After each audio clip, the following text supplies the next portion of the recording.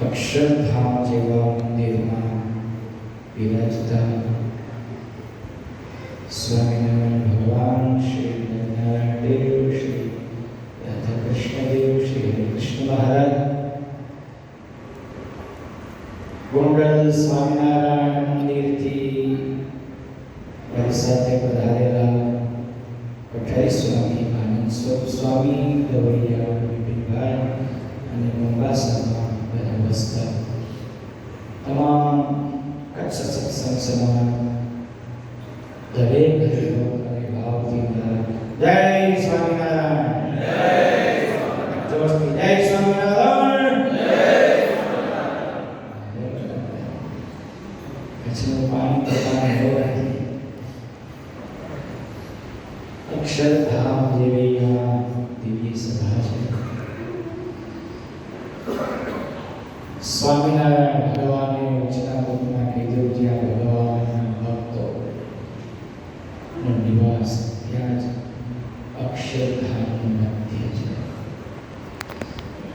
આ મોંબાસા શહેરનું આ 4 દિવાલનું મંદિર, આ મોંબાસા મંદિર નહીં, આ અક્ષરધામનો એક ટુકડો અક્ષરધામમાંથી અહીંયા ખડો થયો છે.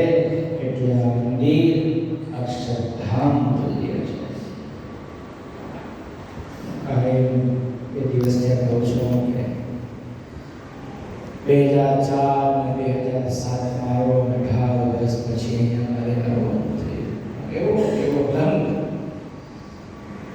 વચનામૃતમાં શ્રી મહારાજે કીધું, આ શુકાનંદ સ્વામી શુક મુનિ જ્યારથી સત્સંગમાં આવ્યા છે ત્યારથી એનો ચડતો ને ચડતો રંગ છે. એક રંજ માત્ર પણ આ શુક મુનિનો જે સત્સંગનો રંગ ઓછો થયો નથી.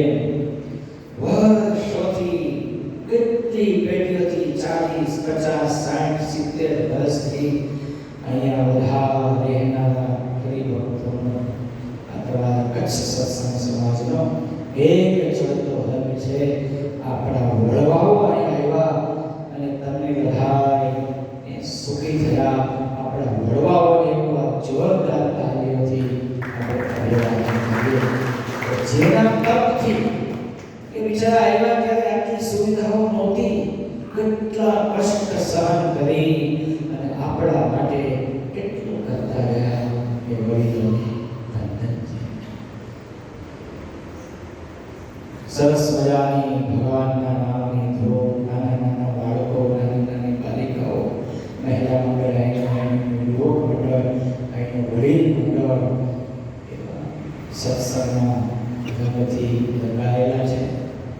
એટલે કીર્તનમાં કીધું ને, રંગાવું હોય ને તો સત્સંગના રંગથી રંગાવો. કેમ કીધું? હમણાં કીધું સત્સંગના રંગથી રંગાવવાનું. કેવું? તો રંગાઈ જાને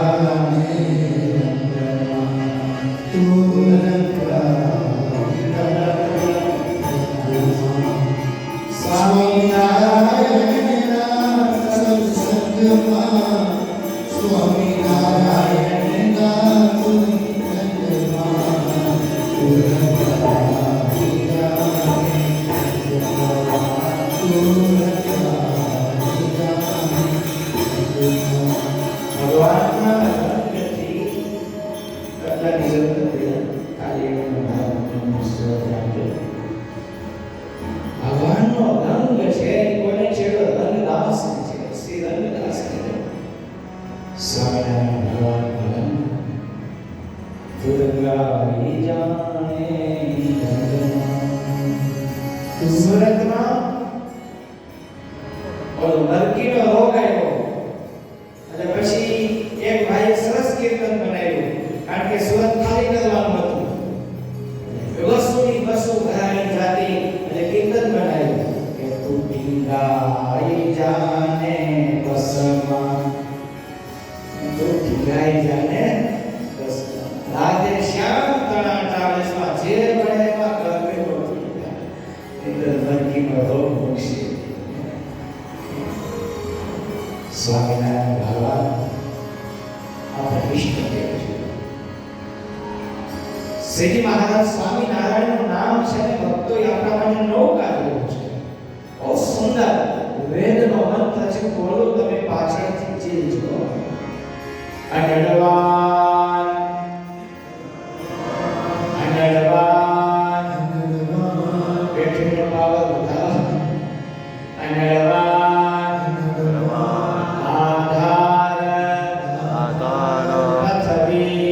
પથરી